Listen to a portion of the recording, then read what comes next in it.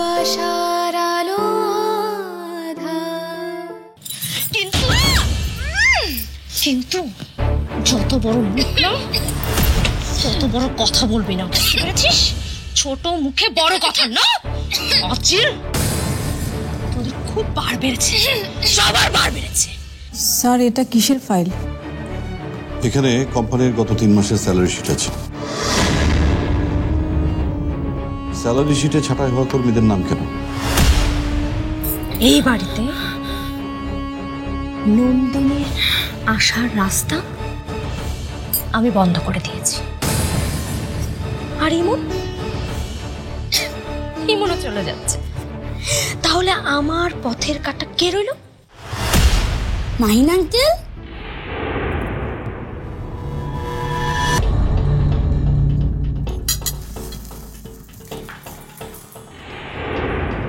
Sir, এটা কিসের file?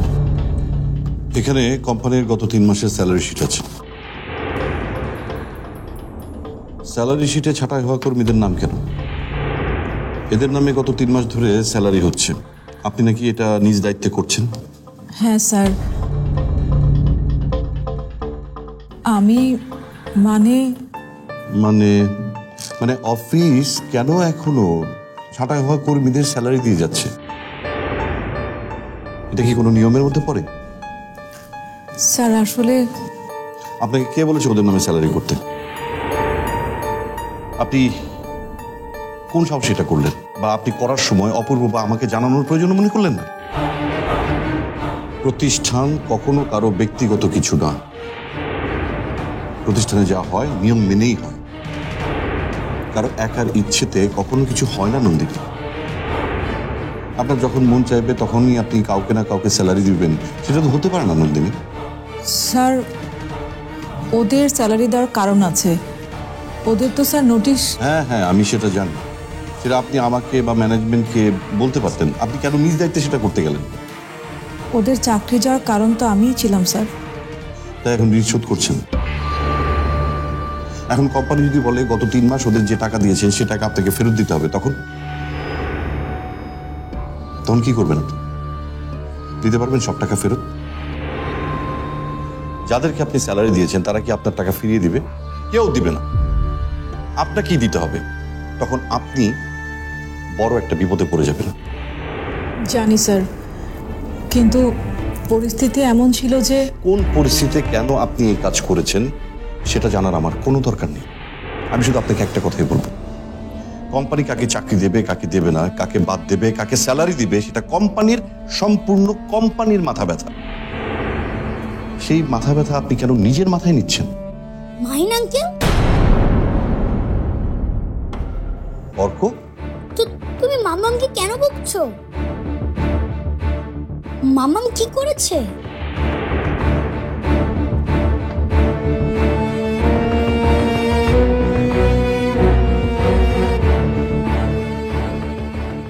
আমি বকছি না অর্ক। তোমার মাম্মা এমন একটা কাজ করেছে, সে নিজেই সে কারণে বিপদে পড়ে যাবে। আর আর বিপদটা ছোটখাটো না, অনেক বড়। মামামের বিপদ হবে, কিন্তু তুমি থাকতে কেন? তুমি না আমার মতো ম্যাজিক জানো? ম্যাজিক করে সব ঠিক করে দেবে। বাড়িতে আমি আর অফিসে তুমি, আমরা দুজন মিলেই তো মামামকে বিপদ থেকে বাঁচাবো, তাই না মাহিন আঙ্কেল? তা তো ঠিকই। তাহলে মামামকে আর বকা দিও না, ঠিক আছে? অর্ক, খাওয়া শেষ না তোর? হ্যাঁ। তাহলে সবকিছু গুছিয়ে রাখ, পরে ফোন দিব। রাখি এখন? ঠিক আছে মাহিন আঙ্কেল, বাই বাই। স্মরণের ছয় তোমার উপমায় বদলে দিলে যে স্যান্ডেলিনা সো, রূপচর্চায় আভিজাত্য। বাই।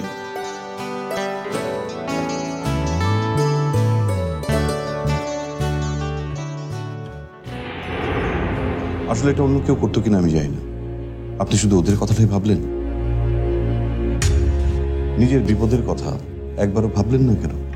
আমার থেকে বেশি বিপদে পড়তো এই কোম্পানি স্যার।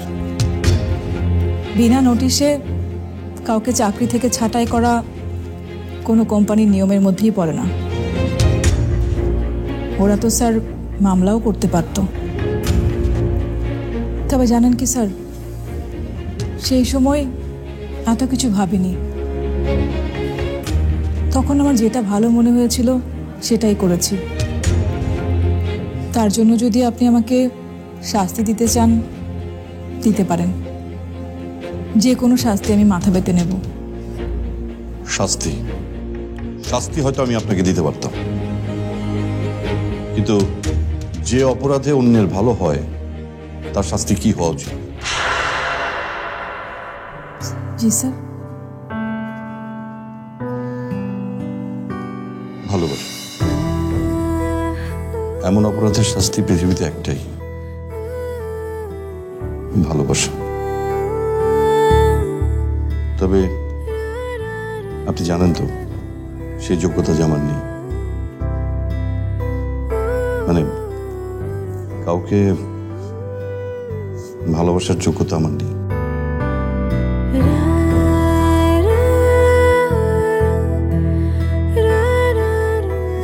স্যার, আমরা কি আবার ওদেরকে চাকরিতে ফিরিয়ে নেব? এখনই না, আরো কিছু ব্যাপার আছে, সেগুলো ঠিক করে আমি আপনাকে জানাবো। আমি অনেক কিছুই এখানে ঠিক করতে চাই।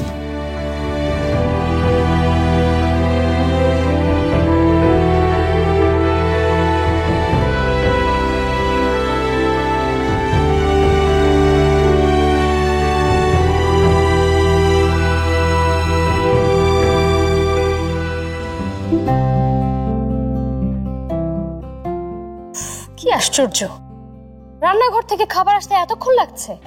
আরে বাবা, খাবার চলে আসবে, একটু সময় দাও। এমন কোথায় রে শাহিন, ওকে ডেকে না যা। ইমন, আয় আয় আয়। বস বস। কিরে, এত দেরি করলি কেন? ফ্লাইটের টিকিট কনফার্ম করছিলাম ভাইয়া। সে কি, তোর না টিকিট করা ছিল? না, একটা এজেন্সিকে বলা ছিল বুকিং দিয়ে রাখার কথা, সেটাই কনফার্ম করলাম। কবে তোর ফ্লাইট ইমন? আজ রাতেই কনফার্ম করেছি। আজ রাতেই? হ্যাঁ, একটু তাড়াতাড়ি যেতে চাইছিলাম।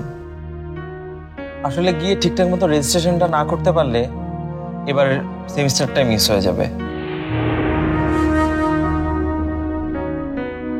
আর আমি তো ক্রেডিট ট্রান্সফার করে যাচ্ছি, আমার রেজিস্ট্রেশনটা একটু অন্যভাবেই হবে।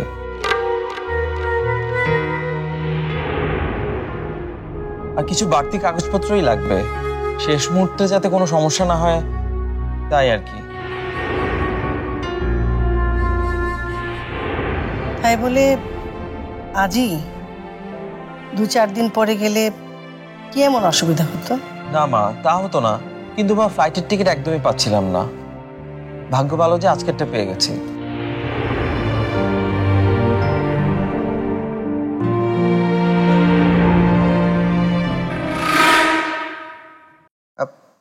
তাহলে তো তোর ব্যাগ গোছাতে হবে, তাই না? আমরা খেয়ে সবাই হাত লাগিয়ে ফেলি, তাহলে তাড়াতাড়ি হয়ে যাবে। কি বলো? ইমন চাচ্চু, আমিও তোমার ব্যাগ গুছিয়ে দিব। ওকে, তুইও গুছিয়ে দিস। খেয়ে উঠে যে ব্যাগ গোছানোর পরিকল্পনা হচ্ছে, খাবারের তো কোনো নিশানাই দেখছি না। টান টান, খাবার, মজাদার খাবার, ইমন স্পেশাল।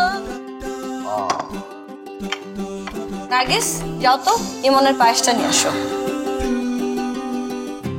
ভাবি, খাবারের গন্ধ তো খিদে একদম বেড়েই গেল। আরে তাড়াতাড়ি খাবারটা বেড়ে দে, নইলে দেখবি গন্ধেই সবার পেট ভরে গেছে। বাহ, সবাই দেখছি একেবারে খাবার জন্য রেডি। ওকে, আমি বেড়ে দিচ্ছি। এর চাইতে তো আমি অনেক ভালো রান্না করতে পারি।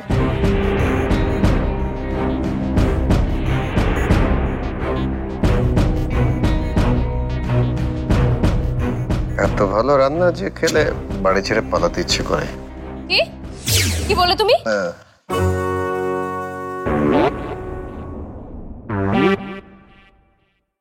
আব্বা, আপনি বলেন, আমি যেবার রান্না করলাম সেবার অনেক ভালো হয়েছিল না?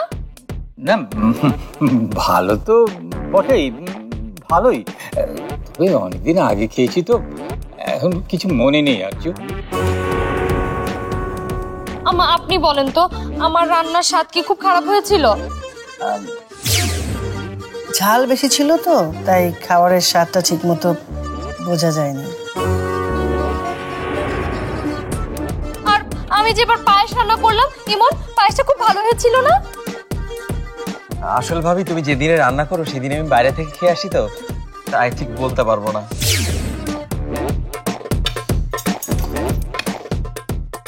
ঠিক আছে, আমি কালই রান্না করে দেখিয়ে দেব যে এর চেয়ে আমি অনেক ভালো রান্না করতে পারি। ভাগ্যিস, আমি আজ রাতেই চলে যাচ্ছি। খুব মজা হয়েছে। তোকে না বলেছি বেশি ঝাল মশলা দিয়ে খাবার না খেতে, হ্যাঁ? যখন পেট খারাপ হবে তখন তো আমার কাছেই আসবি। আসিস, বোঝাবো তোকে। না মা, নিশ্চিন্তে খেতে পারো, একদমই ঝাল না, মজা হয়েছে। স্মরণের ছয় তোমার উপমায় বদলে দিলে যে স্যান্ডেলিনা সো, রূপচর্চায় আভিজাত্য।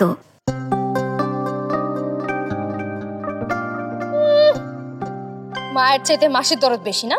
এরকম বেশি বেশি ঘি ফি দিয়ে রান্না বান্না করলে না এরকম ভালো গন্ধ বেরোই, কিন্তু স্বাস্থ্যের 12টা বাজে, 12টা। খাও, বেশি করে খাও, বুঝবে ঠেলা কেমন লাগে।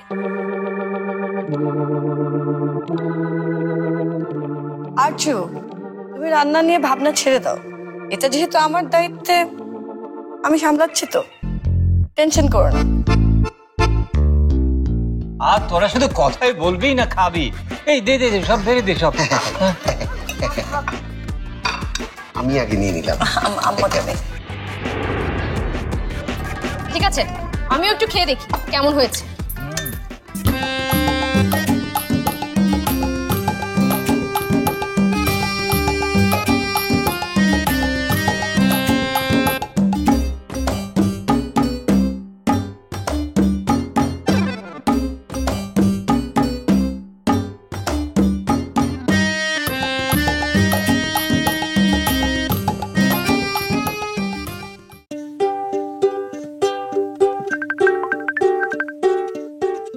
হ্যাঁ ফরহান বল, তোর ফ্লাইট কখন?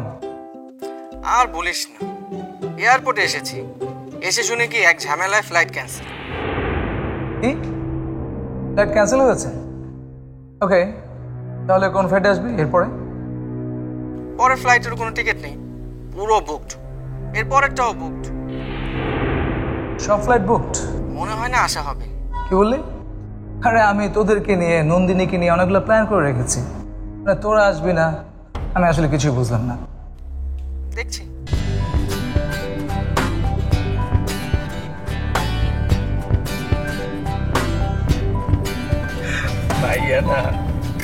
ভাইয়াটা বিশ্বাস করেছে আজকে আমরা আসতে পারবো না। ও কি লোকাল নাম্বার দেখো বুঝে না যে তুই বাংলাদেশ থেকে কল করছিস? তুমি তোমার ছোট ছেলেকে কি ভেবেছো? আমি তো অনেক চালাক, আমি তো মেসেঞ্জারে ভয়েস কল দিয়েছি। আচ্ছা, কি দরকার ছিল শুধু শুধু ছেলেটা মন ভেঙে দেওয়ার? হ্যাঁ, আমরা কতদিন পরে আসছি, কত খুশিতে ছিল ছেলেটা, আর তুই দিদি তোর ছেলেটাকে আপসেট করে। মা, মাঝে মাঝে আপসেট থাকা ভালো। ভাইয়া হঠাৎ করে যখন দেখবে আমরা ওর সামনে দাঁড়িয়ে আছি, তখন ওর অবস্থাটা কি হবে একবার চিন্তা করে দেখো। তোর না সব কিছুতে বেশি বেশি। তুই যেরকম পাগল, তেমনি পাগল হলো আমার আরেক ছেলে অপূর্ব, আর দুই পাগলে মিলে না আমার লাইফটাকে থাকার বললাম না। আচ্ছা মা, আমরা এখন কোথায় যাবো? আমাদের গুলশানের বাড়িতে নাকি ভাইয়ার বনানীর ফ্ল্যাটে? এটাও জিজ্ঞেস করছিস? এত বছর পরে আমি আমার ছেলেকে দেখবো, অফকোর্স আমরা ভাইয়া বনানী ফ্ল্যাটে যাব। সরি আমার ভুল হয়ে গেছে। ড্রাইভার, বনানী ফ্ল্যাটে। এদিকে দেখ, এদিকে দেখ। নন্দিনী আপু, আপনারা হলেন জুটি, আর আপনি লাঞ্চে আসলেন না? অপূর্ব স্যার নির্ঘাত মন খারাপ করেছেন, আর লাঞ্চের আইটেমগুলো খুবই মজার ছিল। মানে আমার এত ভালো লাগছিল, আসলে অফিসের সময় হয়ে গেল, তা আমি আর নিতে পারলাম না, আর কন্টিনিউ করতে পারলাম না।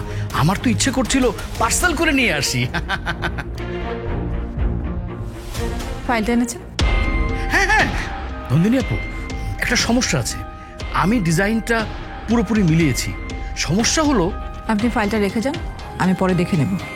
নন্দিনী আপু, আপনি বুঝতে পারছেন না, যদি এই ডিজাইনটা পাস হয়ে যায় তাহলে বাজেট অনেক বেড়ে যাবে। হাসান সাহেব, আমি আপনাকে বলেছি ফাইলটা রেখে যেতে, আমি পরে দেখে নেব। আমি এখন অন্য একটা কাজ করছি। আচ্ছা ঠিক আছে।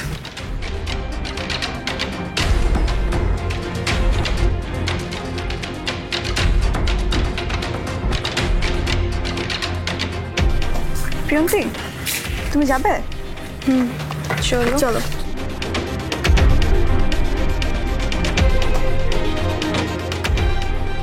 নন্দিনী আপু, তুমি যাবে না? না রে, আমার একটু দেরি হবে, কাজ আছে। অর্কনা বাসায় একা, কোনো সমস্যা হবে না? সে তো একটু হবেই, কিন্তু কি করব, এছাড়া তো উপায় নেই, এভাবেই মানিয়ে চলতে হবে। শুধু অফিস অফিস করলে হবে নন্দিনী আপু, ছেলেটার দিকেও একটু খেয়াল রাখো। এখন ওর খেলার বয়স, একটা খেলার সাথীও দরকার। স্মরণের ছয় তোমার উপমায় বদলে দিলে যে স্যান্ডেলিনা সো, রূপচর্চায় আভিজাত্য। তাছাড়া বাচ্চা মানুষ বাসায় একা একা থাকে, কখন কি বিপদ ঘটে যায় বলা তো যায় না।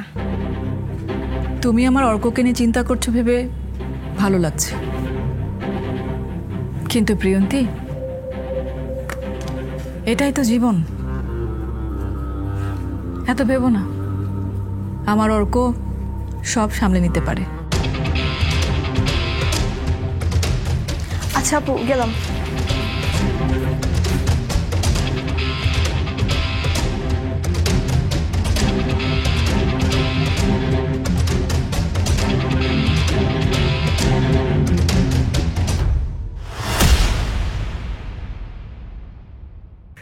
কাগজপত্র চেক, বোর্ডিং এসব করতে অনেক সময় লাগে, আর আগে না গেলে ফ্লাইটও মিস হয়ে যেতে পারে। আসলে আজকাল খবরে যে হারে বিমান দুর্ঘটনার কথা শুনি, তুমি যাচ্ছ দেখে আমার ভয়ই লাগছে। যেখানে যেখানে তুমি নেই সেখানে আমার বিশ্রাম নিতে ভালো লাগে না নন্দিনী। এই যে জয়া, জয়া এসে বসে আছে তোমার জন্য। একটা কাজে আছি আমি, ফিরে এসে ওর সঙ্গে দেখা করবো, আপনি ওকে যেতে দেবেন না। আরে না না না, ও থাকবে, অবশ্যই থাকবে। আরে ও তোমার জন্য ওয়েট করবে। কি হলো, কথা শেষ হয়েছে? আমি কিন্তু আগে চাল দিব। মাহি, কোথায় তুমি? আমি এইমাত্র মনে হলো একটা বাচ্চার কণ্ঠস্বর শুনলাম।